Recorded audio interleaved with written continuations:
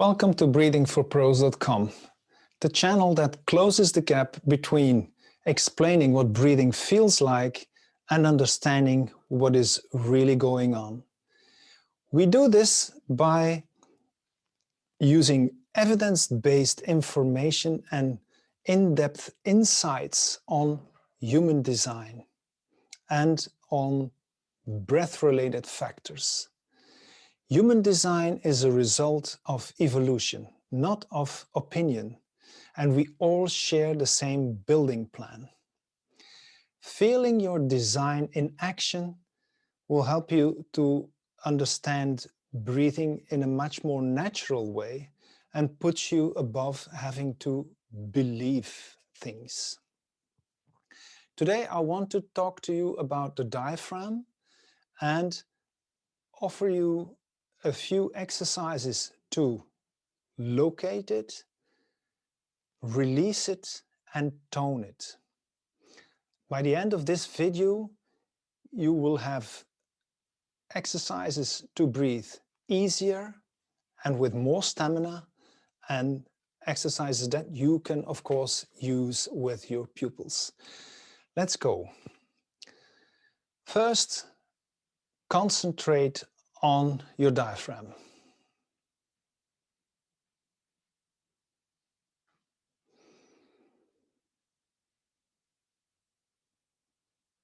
And for some, this may be easy when you have an image of the diaphragm and what it's doing, but for others, it can be quite challenging, even though you are a trained singer or wind player. The diaphragm is a muscle of inspiration. It's a dome-shaped muscle that the top is above the end of the breastbone. So often we see people showing it here, but it's higher than the end of the breastbone, and then is in a dome shape downward. The fibers are attaching to the ribs on the inside, and if you follow your ribs, then you are following the shape of your diaphragm to the back. It is over the stomach on the left and the liver on the right, and when its fibers contract, the diaphragm goes down. And when it goes down, it will push on the liver and the stomach, and also on the kidneys and on all the other organs. But the diaphragm can't push. The pushing action is a result of the contraction of the diaphragm. There are no muscles in the body that can push. If you want to feel the diaphragm, go to the end of the breastbone where the ribs go apart in a little triangle here, and put your hand there. Now, let's breathe out like this.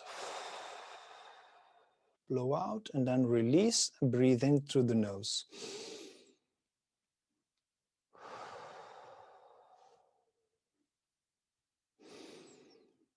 And possibly you will feel the area underneath your hand coming forward a little, and even a bit upward. And this is also a result of the action of the diaphragm. That will be a topic for another video.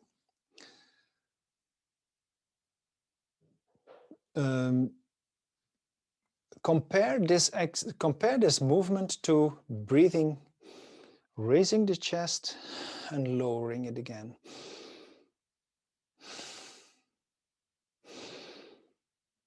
Now there is less action in the diaphragm. Now let's breathe more with the diaphragm again. This is a great way of separating out those two elements. And the action of the diaphragm can also be felt in the waist when you put your hands over the pelvis. Breathe in.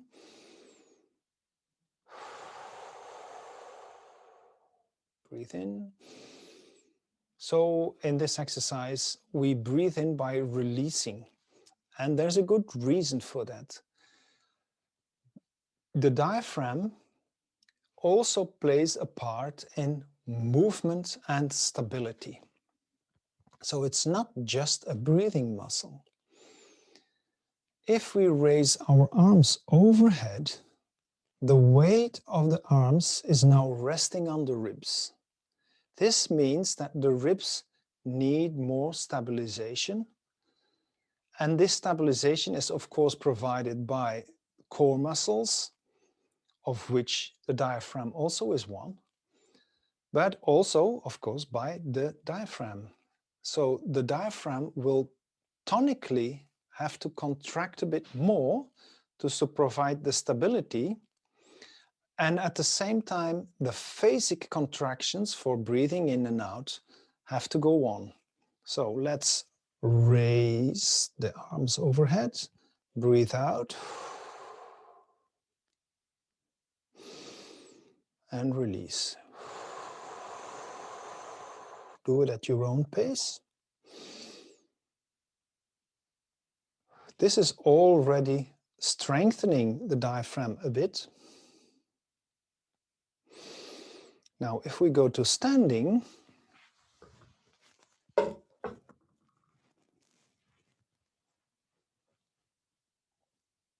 and we are moving the arms like this. Let's now repeat our exercise.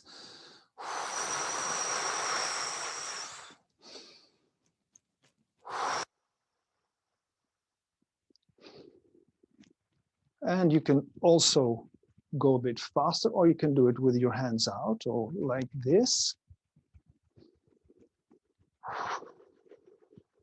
Blow out actively. Breathe in passively. Go more to one side. To the other side. And then hold still. Compare the breathing again. It will, of course, be easier when you're not moving about. Now release your hands. And again, you will feel it's easier. There's a certain release. When we're saying the word release, we're, of course, thinking also of tension. And yes, the diaphragm can also tense up. When we are doing complicated tasks, coordination, or when we are very looking, intensely at something, thinking, or being occupied with things, then we can get tense in the abs. And this tension will also get into the diaphragm. The diaphragm can get stuck in positions that belong to high or to low breathing.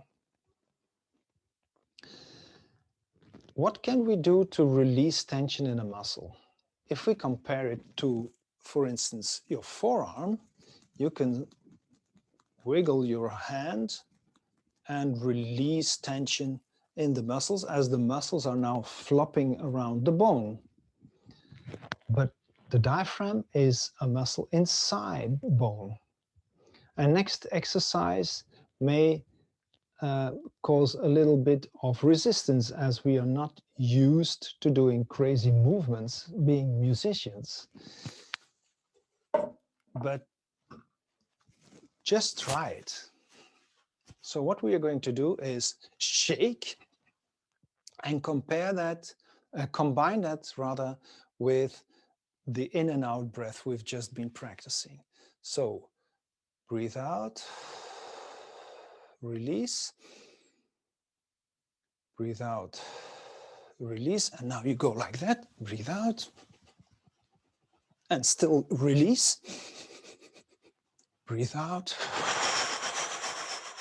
release. And you can make it a bit harder by going forward like that, a bit more intense, release, breathe out, Release as if you're boxing, breathe out, and you go to one side and to another side. And you go up a little bit and make sure you're still having the release.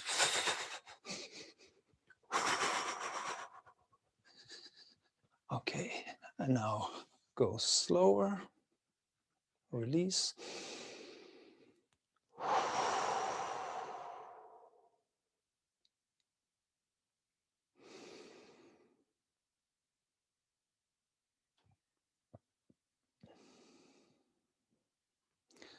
By now, you have located the movement of the diaphragm.